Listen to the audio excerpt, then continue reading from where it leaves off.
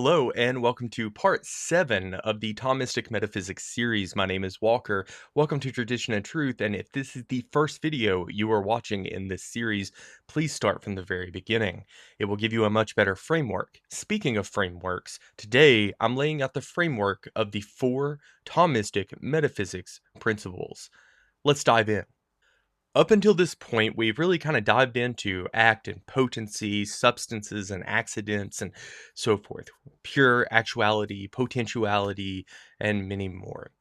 Today, I'm going to focus on the 4 major principles of Thomistic metaphysics. And the reason why is because we need them to understand the further topics that we're going to dive into, such as in the next video, I intend to talk about actus purus a little deeper, as well as some other concepts. But let's talk about the 4 major principles.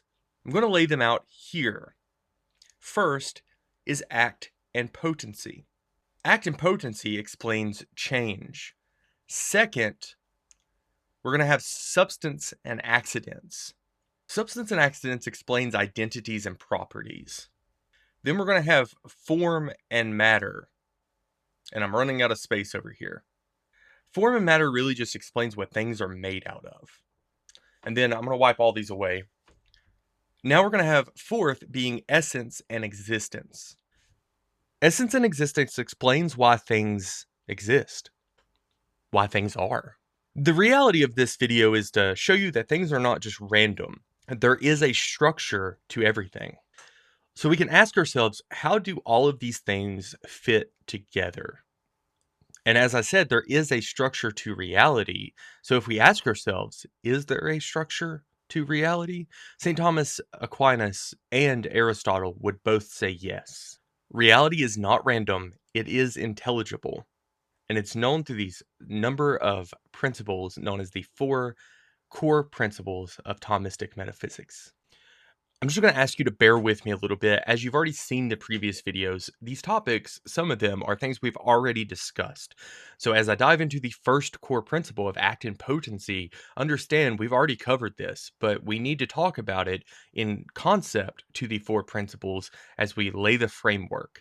Act and potency explains change, how a seed can become a tree, potentiality, actuality, that kind of thing.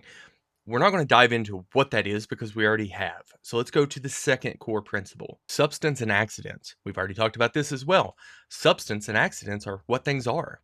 It explains the identity of the thing. A substance is a thing that exists in and of itself.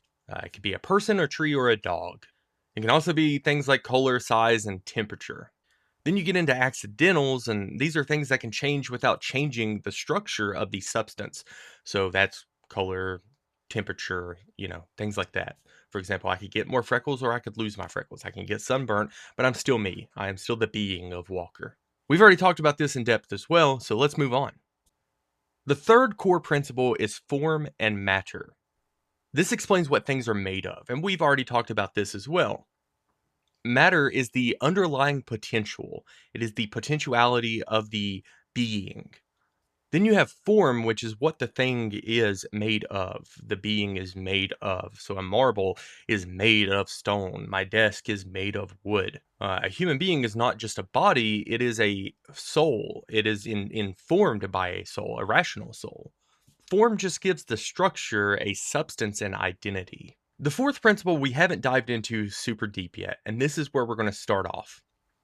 However, for the sake of the video, I'm actually going to keep this kind of short, and I'm going to dive into it deeper in later videos. So the fourth principle is essence and existence. This explains why things exist at all. It looks at the potentiality of the being and understands what that potentiality could be. But it's more than that, so don't let me oversimplify. Essence answers the question of what is it? Existence answers the question of is it?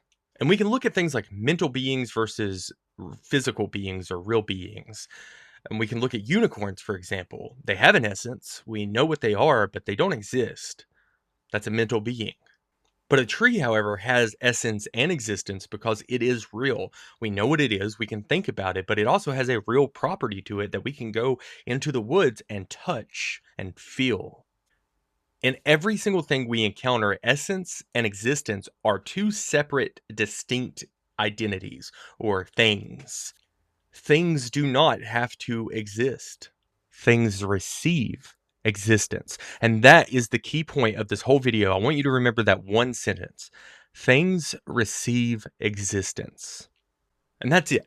We're just going to lay out those 4 principles in this one video, and then we'll talk about essence and existence later on. But for now, that's all I've got for you. So I'm going to leave you with this.